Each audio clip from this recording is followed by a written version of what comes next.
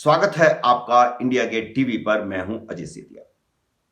मित्रों, आज यह बताना बहुत जरूरी हो गया है कि मनमोहन सिंह के शासनकाल में देश की आर्थिक स्थिति कैसी हो गई थी। यह क्यों बताना जरूरी है, आप पूछेंगे। तो यह इसलिए बताना जरूरी है क्योंकि आजकल राहुल गांधी और उनके चाटुकार, उनके समर्थक, कांग्रेसी और कम्युनिस्ट टाइप पत्रकार यह देश को बताने की कोशिश कर रहे हैं कि मोदी के 7.5 साल के शासनकाल में देश की हालत खराब हो गई है, आर्थिक स्थिति बेहद खराब हो गई। हाँ, यह ठीक है कि कोविड के कारण देश की आर्थिक स्थिति थोड़ी कमजोर हुई है क्योंकि देश की सरकार को ज्यादा पैसा खर्च करना पड़ा है, गरीबों के लिए पैसा खर्च करना पड़ा है, अनाज बांटना पड़ा है और इसके अलावा मुफ्त वैक्सीनेशन करना पड़ा है। लेकिन महान अर्थशास्त्री मनमोहन सिंह की इकोनॉमिक्स विशेषज्ञता की तारीफों के पुल बांधने वालों ने क्या कभी उन्हीं के समय नियुक्त किए गए आरबीआई गवर्नर रघुराम राजन का वह सनसनीखेज खुलासा सुना है, जो उन्होंने मनमोहन सिंह के देश के समय देश की आर्थिक दुर्दशा के बारे में किया है। उनका कहना है कि मनमोहन सिंह के 9 साल के शासन के बाद देश की आर्थिक स्थिति इतनी खराब हो गई थी कि जब अगस्त 2013 में उन्हें आरबीआई गवर्नर पद की पेशकश की गई तो वह पद ग्रहण करने से घबरा रहे थे। उनके पास कोई और विकल्प होता तो वह इस पेशकश को स्वीकार नहीं करते। मेरे इस वीडियो को ध्यान से आखिर तक सुनिए, तब आपको मालूम होगा कि मनमोहन सिंह के 10 साल के राज में देश की आर्थिक स्थिति कितनी खराब हो गई थी। रघुराम राजन बताते हैं कि जब उन्हें अगस्त 2013 में पद की पेशकश की गई थी, उस समय देश का 5 लाख किलोग्राम सोना गिरवी रखने की नौबत आ गई थी। बिल्कुल वैसे ही जैसे कांग्रेस की समर्थन से चल रही चंद्रशेखर सरकार ने बकायदा सोना गिरवी रखा था।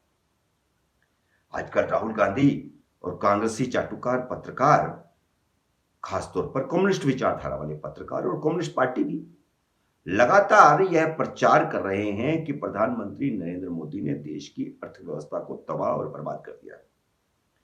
हमें नरेंद्र मोदी से कोई मोह नहीं है, ना कोई गिला या दुश्मनी मनमोहन सिंह से है, लेकिन वस्तु स्थिति की जानकारी जनता को देना मीडिया का फर्ज है, उसका कर्तव्य है। पॉलिटिकल पार्टी गुमराह करती है, लेकिन उस गुमराह में मीडिया को भी नहीं आना चाहिए। लेकिन अब उनसे कोई पूछे जो इस तरह का प्रचार कर रहे हैं कि अर्थव्यवस्था की उस भयंकर बदहाली की शर्मनाक कहानी क्यों भूल गए, क्यों भूल जाते हैं। इस तरह की खबरें लिखते हुए, इस तरह के आर्टिकल लिखते हुए और इस तरह का प्रचार करते हुए वह उस दुर्दशा को क्यों भूल जाते हैं।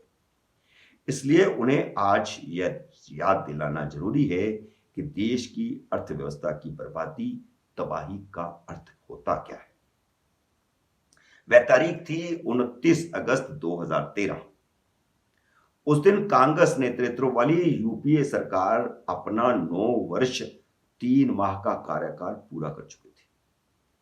इसी 29 अगस्त 2013 को पूरे देश के मीडिया में प्रमुखता से खबर छपी कि जिससे देश में सनसनी फैल गई। अंतरराष्ट्रीय स्तर पर देश की छवि बहुत पूरी तरह धूमिल हुई थी। क्या थी वह खबर?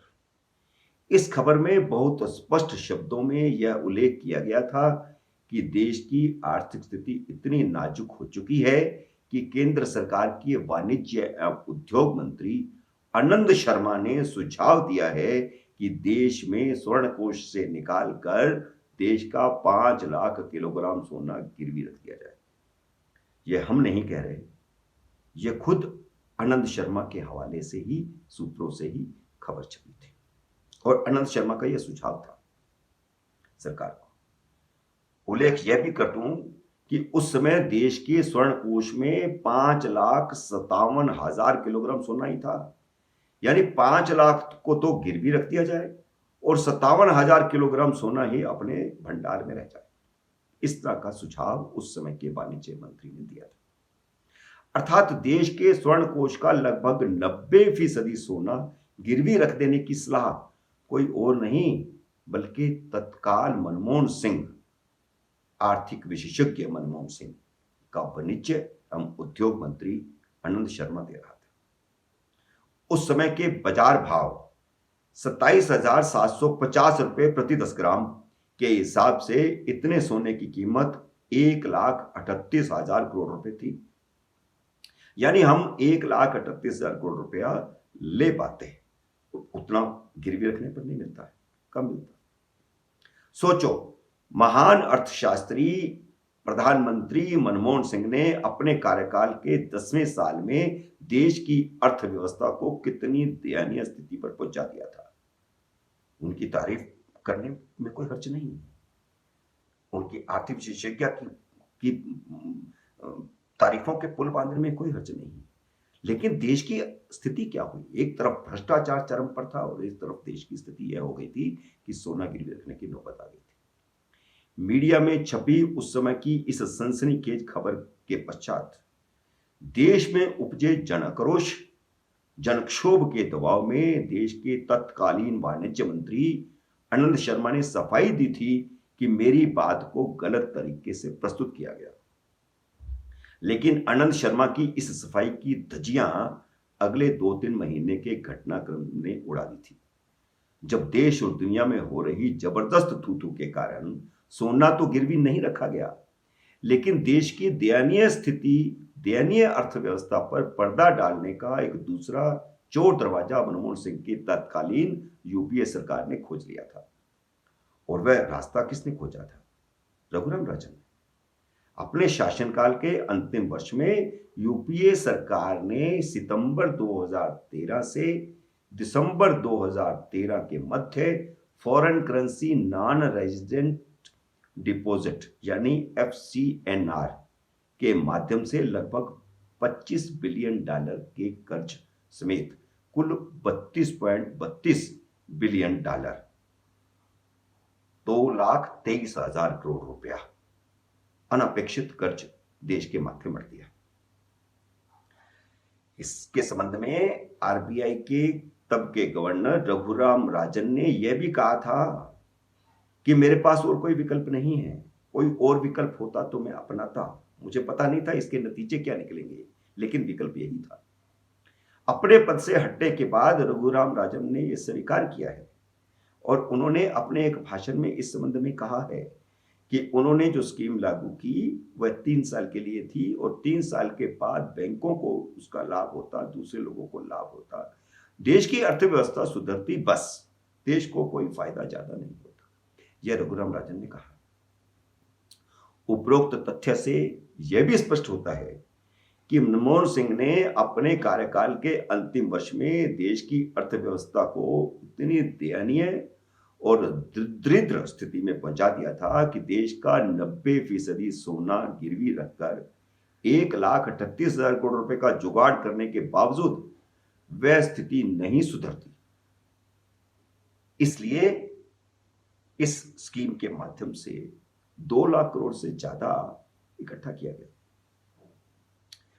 इसलिए foreign currency resident deposit scheme के माध्यम से 2,23,000 करोड़ रुपए का जुगाड़ किया गया और वह जुगाड़ हुआ तब जाकर के स्थिति सुधरी। यानी कुल मिलाकर के हम समझें तो सोना गिरवी रखने से और इस योजना में 1 लाख करोड़ की करीब 1 लाख करोड़ रुपए की वृद्धि हुई।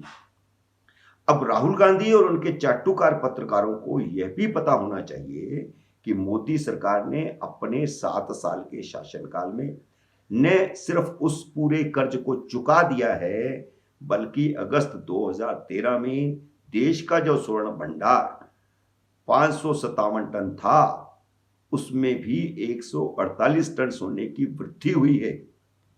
23 जून 2021 को देश का स्वर्ण भंडार 705 टन हो चुका है। देश की आर्थिक स्थिति कहीं खराब नहीं है। हां, जैसा कि मैंने शुरू में कहा, कोविड महामारी के कारण सरकार पर आर्थिक बोझ बढ़ा है। सरकार ने विभिन्न स्कीमों के माध्यम से गरीबों को मुफ्त अनाज पहुंचाने की व्यवस्था की है। फ्री वैक्सीनेशन हो रहा है मार्केट की हालत भी नाजुक है इसमें लॉकडाउन के कारण, लेकिन देश की अर्थव्यवस्था चौपट नहीं हुई है। जैसे कांग्रेसी और कम्युनिस्ट और उनके दुपछल्ले झूठा प्रचार करके देश में नकारात्मक सोच से निराशा पैदा करने की कोशिश कर रहे हैं। इस कुप्रचार से बचना चाहिए और इसकी निंदा करनी चाहिए और इसका जवाब देना चाहिए।